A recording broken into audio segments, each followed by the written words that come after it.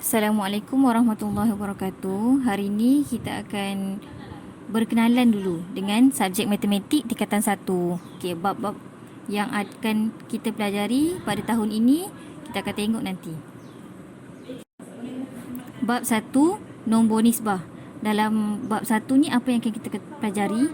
Yang pertama, integer, operasi asas aritmetik yang melibatkan integer, pecahan positif dan pecahan negatif, perpuluhan positif dan perpuluhan negatif, dan nombor nisbah. Okey, nombor nisbah ni macam mana? Okey, yang kita biasa jumpa nombor negatif, nombor positif kalau pernah jumpa. Okey, nombor positif ni contohnya dalam suhu. Kalau sejuk akan jadi negatif. Macam tu.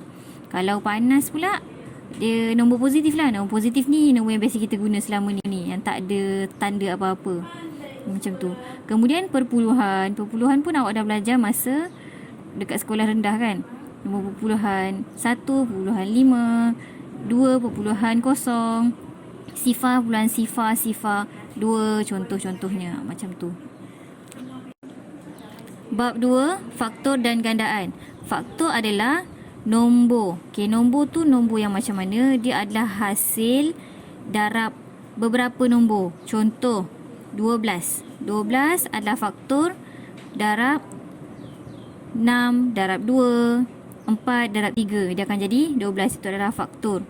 Okey, faktor dan gandaan digunakan dalam situasi harian yang melibatkan bilangan yang digandakan atau bilangan yang diperoleh dalam susunan baris atau kumpulan. Macam tu. Nanti kita akan pelajari satu persatu. Bab 3, kuasa 2, punca kuasa 2, kuasa 3 dan punca kuasa 3. Okey, kuasa 2 ni macam mana? Kuasa 2 adalah hasil darab nombor yang sama. Okey, contoh 2 darab 1, 2 kan? Okey, 2 darab 2, 4.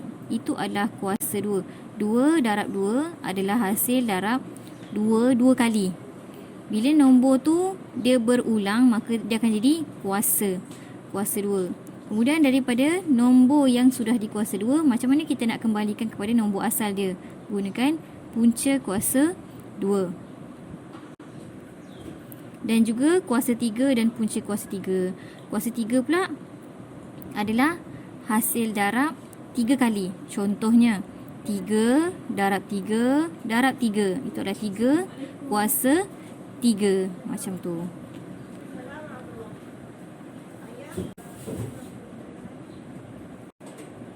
Bab 4, nisbah, kadar dan kadaran. Nisbah, kadar dan kadaran ni kita gunakan biasa kalau benda yang banyak. Okey, nisbah, kadar dan kadaran terlibat dalam bidang yang memerlukan konsep perbandingan.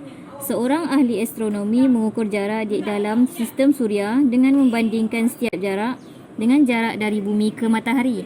Seorang jururawat mengukur denyutan nadi seorang pesakit dengan menggunakan konsep kadar. Okey, macam mana jururawat mengira denyutan nadi? Maksudnya macam ni, dengan kadar 1 minit berapa bilangan nadi yang berbunyi, macam tu. Itu adalah kadar dan kadaran. Itu hasil penggunaan di dalam kehidupan seharian kita lah. Bab 5, ungkapan algebra. Ungkapan algebra kita akan pelajari pemboleh ubah dan ungkapan algebra. Ungkapan algebra yang melibatkan operasi asas aritmetik. Okay, dalam bidang algebra, anda akan pelajari cara mewakili suatu nilai yang tidak diketahui dengan suatu huruf. Dengan demikian, masalah kehidupan harian dapat diterjemahkan dalam model matematik yang lebih mudah dengan menulis hubungan antara kuantiti-kuantiti yang terlibat dalam bahasa algebra. Macam tu, contoh dia ada bahan. Contoh kita letakkan batu. Batu kan nama panjang. Jadi bila dalam algebra ni kita gantikan batu tu sebagai X contohnya, macam tu. Bab 6, persamaan linear. Persamaan linear dalam satu pemboleh ubah, persamaan linear dalam dua pemboleh ubah, persamaan linear serentak dalam dua pemboleh ubah. Okey, macam mana pemboleh ubah itu menyelesaikan masalah? Okey, pelbagai masalah yang melibatkan situasi kehidupan seharian dapat diselesaikan dengan menterjemahkan maklumat kepada ayat matematik dalam bentuk persamaan linear. Okey, macam tu. Kemudian nanti kita akan belajarlah macam mana menyelesaikan masalah-masalah menggunakan persamaan linear. Bab 7, ketaksamaan linear. Dalam ketaksamaan linear kita akan belajar apa itu ketaksamaan, kemudian ketaksamaan linear dalam satu pemboleh ubah. Ketaksamaan linear ni kita akan pelajari dan digunakan dalam konsep had. Seorang arkitek perlu mempertimbangkan had tinggi struktur yang dibina. Seorang jurutera perlu menentukan had laju dan had berat kenderaan yang direka.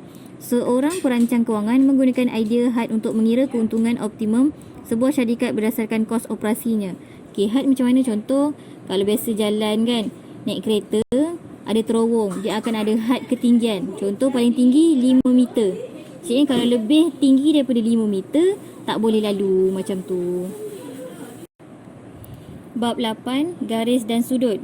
Dalam bab 8 ni kita akan pelajari garis dan sudut, sudut yang berkaitan dengan garis bersilang, sudut yang berkaitan dengan garis selari dan garis rentas lintang. Okey, garis dan sudut merupakan pengetahuan asas dalam bidang geometri dan pembinaan.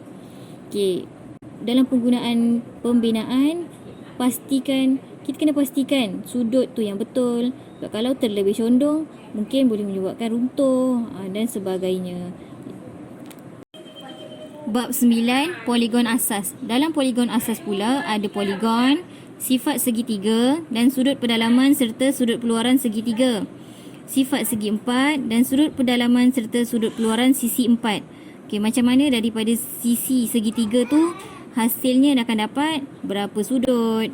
Dan penggunaan poligon ni pula dalam pembinaan selalunya lah. Segi empat, okay, mozaik, ada bentuk poligon, macam-macam bentuk. Bab 10, perimeter dan luas. Okay, dalam perimeter dan luas kita akan belajar perimeter, luas segitiga, segi empat selari, lelayang dan trapezium. Kemudian apakah perkaitan antara perimeter dan luas tersebut?